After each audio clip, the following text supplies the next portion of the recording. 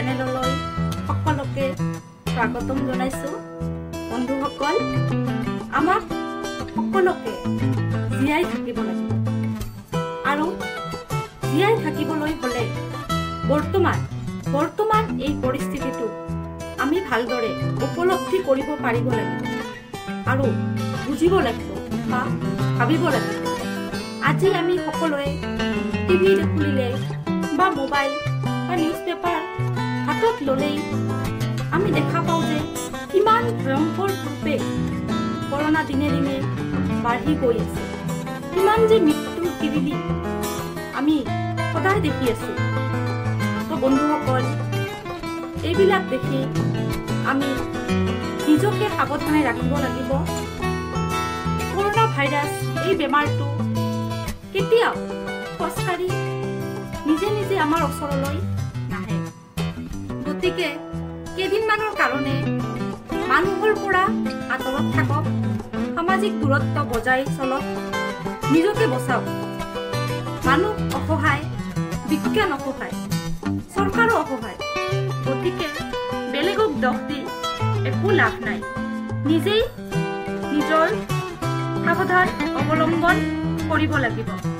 এতিয়া চাৰিওফালে আমি দেখা পাওঁ কিমান যে অসহায় মানুহৰ কান্দন, কিমান যে বেকাৰত্বৰ জীৱন। আৰু আমি যিসকলে নতুন শিক্ষা জীৱনত পাতলি মেলিছোঁ বা নিজৰ সপোন পূৰণৰ দিশত আগবাঢ়িব খুজিছোঁ, কিন্তু আজি আমি সঁচাকৈ বৰ অসহায়। কিন্তু এই পৰিস্থিতিটো সদায় নাথাকিব, কিন্তু এই পৰিস্থিতিটোৰ পৰা আমাক হাত সাৰি উঠিবই লাগিব। কাৰণ মই বিশ্বাস কৰোঁ আগতো আমি মানুহৰ যিমানেই বিপদৰ সন্মুখীন হৈছিলোঁ, তাৰ পৰা আমি নিজেই মুক্তিৰ পথ বিচাৰি পাইছিলোঁ।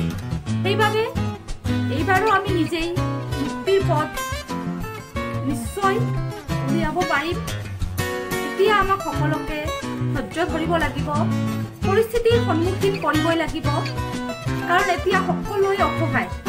বাবে মই সকলোকে কাতৰ অনুৰোধ জনাইছোঁ যে খুব বেছি দৰকাৰ নহ'লে বাহিৰলৈ নগৈ বা নিজৰ মূৰ্খামিৰ বাবে এই বেমাৰটো আদৰি আনি চিকিৎসালয়লৈ গৈ বিচনা, ঔষধ বা অক্সিজেনৰ অভাৱত ছটফটাই মৰাতকৈ নিজৰ পৰিয়ালৰ লগত সময় কটাওক।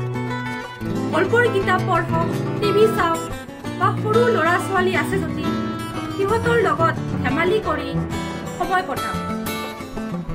ঘৰত থাকক, সুস্থ থাকক।